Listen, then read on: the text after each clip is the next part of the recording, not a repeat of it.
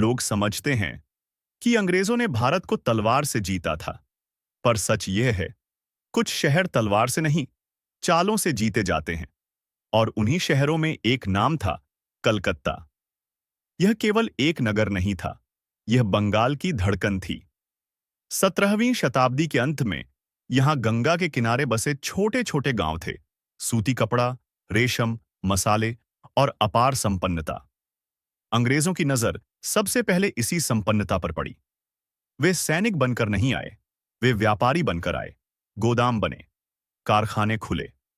कागजों पर केवल व्यापार लिखा था, लेकिन हर कागज के पीछे सत्ता की भूख छिपी हुई थी।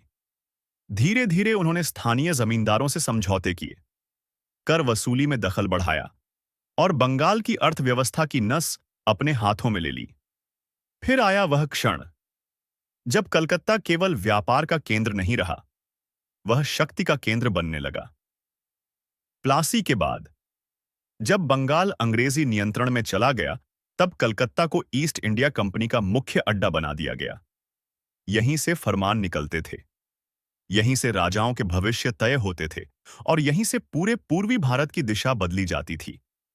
कुछ ही वर्षों में कलकत्ता का चेहरा बदलने लगा।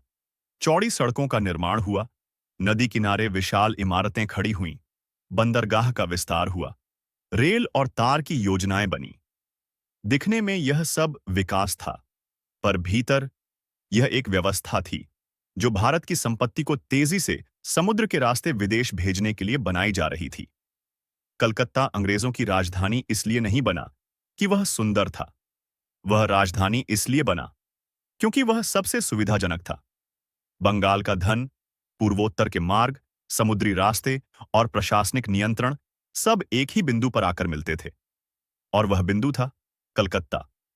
कुछ ही समय में यहीं से पूरे भारत पर कानून थोपे जाने लगे, यहीं से सेनाओं की आवाजाही नियंत्रित होने लगी, यहीं से किसी राजा को हटाने और किसी को बैठाने के निर्णय होने लगे।